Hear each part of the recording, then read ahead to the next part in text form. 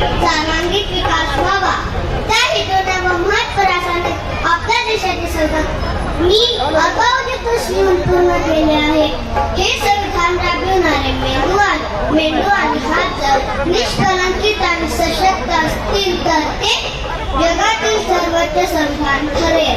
पण हे संविधान राबविणारे मेंदू आणि हात जर कलंकित आणि भेदभाव करणारे असतील तर ते कुचकामी ठरेल. याचा वापर सर्वस्वी शासनकर्त्यावर अवलंबून आहे. या जगाचा जबाबदार नागरिक म्हणून लोकशाही रुजवणे आपले कर्तव्य आहे. त्याच्यासाठी लोकशाहीची योग्य व्याख्या माहीत असणे गरजेचं आहे. माझ्या निदर्शनात असे आले आहे की लोकांनी लोकांसाठी लोकांच्या वतीने चालवलेले राज्य लोकशाही. ही लोकशाहीची व्याख्या तुम्हाला माहित आहे.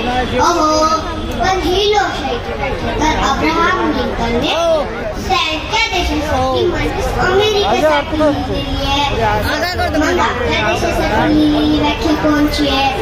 मी 1952 साली शिवाजीनगरच्या कोर्टात सर्व न्यायाधीशांच्या परिषदेत सांगितली होती. आता पुन्हा एकदा सांगतो आहे. म्हणून ऐका, पाठ करा आणि दरार नाही ऐका. ऐका तर मग रक्तपाताशिवाय जनतेच्या आर्थिक आणि सामाजिक जीवनामध्ये मूलभूत क्रांतिकारी परिवर्तन घडवणारी शासन प्रशासन व्यवस्था म्हणजेच लोकशाही होय. हीच आपल्या सहजीवनाची अवस्था आहे.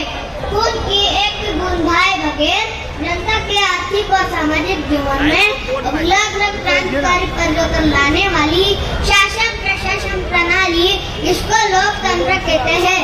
यही हमारे सहजीवन की व्यवस्था है. The form and method of the government that brings revolutionary changes into the economical and social life of the people without bloodshed is called democracy. It is our society living.